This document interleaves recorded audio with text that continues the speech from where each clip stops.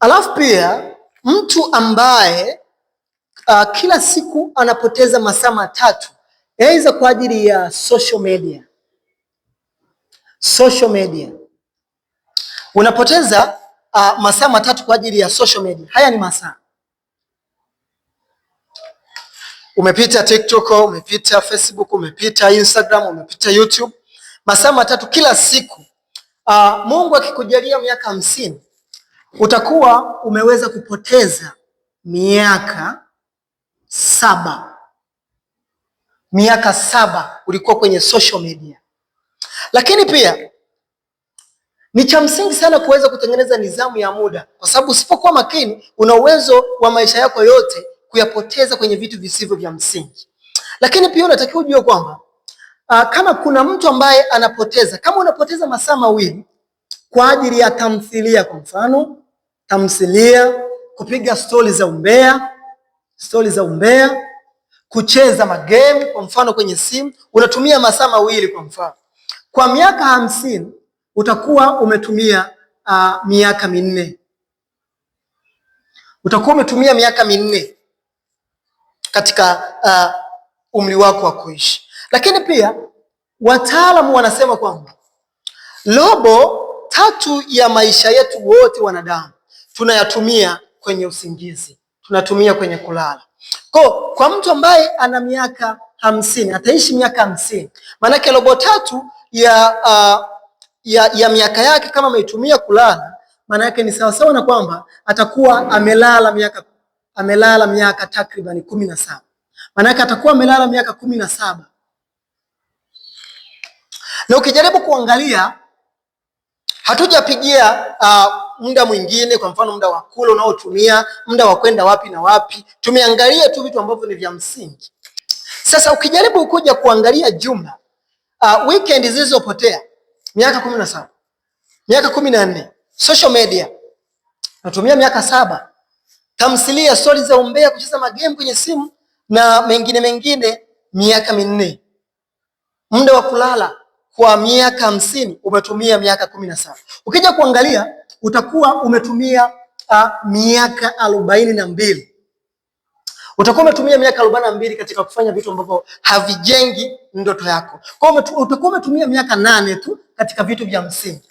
Hii inamaanisha nini? Hii inamaanisha kwamba tusipokuwa na nidhamu kwenye muda, basi itakuwa ni daraja la kuweza kuua ndoto zetu na kuweza kushindwa kuweza kutimiza yale yote ambayo tumeyaplani kwenye maisha yetu. Kwa ni msingi mno kuweza kutengeneza nidhamu ya muda. Kumbuka kwamba kama unataka kuwa mtu mkubwa, kama unataka kuweza kutimiza ndoto zako, aidha kwenye masuala ya uwekezaji, kuwa mfanyabiashara mkubwa, au kuwa mtu yeyote ambaye wewe unataka kuwa kwenye maisha yako, ni lazima utengeneze nidhamu ya muda kama unataka uweze kuacha legacy kwenye hii dunia. Eneo la pili ambalo unapaswa utengeneze nidhamu ya hali ya juu sana ni eneo la fedha. Eneo la fedha. Eneo la pili ambalo ni lazima ujitahidi kutengeneza nidhamu ni eneo la fedha. Na hapa nitazungumza sana kwa sababu watu wengi wameweza kupotea kwenye dunia, halafu hawajatimiza ndoto zao. Wameweza kupotea duniani, hawajaweza kumaximize potential ambazo wenyewe walikuwa nazo katika muda wao wa kuishi. Kisa ni nidhamu ya fedha. Sasa nidhamu ya fedha ni kwamba usipotengeneza nidhamu kwenye pesa unazozipata, basi itakuwa ni ngumu sana wewe kuweza kutimiza ndoto zako, hasa katika dunia ya leo, dunia ya taarifa, information age. Na nidhamu ya kwanza kwenye fedha ambayo unapaswa uitengeneze ni budget. Uwe mtu wa budget. Sasa hapa nitakueleza vizuri sana uweze kunielewa. Watu wengi hawana budget. Budget ni nini? Budget huu ni mwongozo wa namna, mwongozo wa namna utakavyopata pesa na namna pesa ulizozipata zinavyotumika.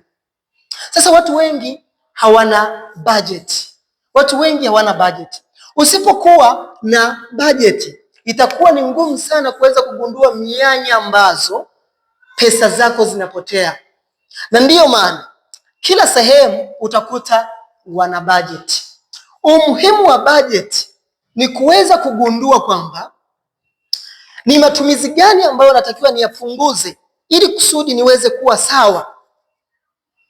Ni budget. Na ndiyo maana hautakuta serikali haina budget, hautakuta taasisi haina budget, hautakuta kampuni haina budget. Sasa kwa nini wewe usiwe na budget? Budget sio pambo. Budget sio pambo, ni kiini katika kukufanya wewe uwe mtu mkubwa. Usipokuwa na budget, itakuwa ni ngumu sana wewe kuweza kutimiza maono yako, kwa sababu pesa zako zitakuwa zinapotea bila kujua. Na hapa ndipo eneo ambalo utajikuta usipokuwa na bajeti, utajikuta unafanya kazi sana, utajikuta unafanya kazi masaa mengi zaidi, lakini unapata pesa ambazo zinapotea na hujui pesa zinapotea wapi. Na kuna watu wengi ambao hawana bajeti, wanafanya kazi na wanapata pesa nyingi sana, lakini wanajikuta pesa zao zinapotea na hawajui pesa zimepotea wapi. Sababu kuu ambayo inapelekea hayo mambo yote ni budget. Ukiwauliza budget yako kwamba wewe budget yako ipoje, anakuambia mimi budget sina. Basi hiyo ni tiketi ya moja kwa moja ya mtu ambaye atafeli kuweza kuyatimiza maono yake. Kwa wewe unayenisikiliza hapa, ni lazima uweze kutengeneza budget kama unataka uweze kutengeneza nidhamu ya fedha ambayo itakufanya wewe uweze kufanikiwa kwenye maono yako. Lakini kitu cha pili kwenye fedha ambacho unatakiwa ukielewe na uanze kukifanyia kazi ni akiba. Akiba. Watu wengi sana hawana tamaduni, hawana desturi ya kuweza kujitengenezea akiba.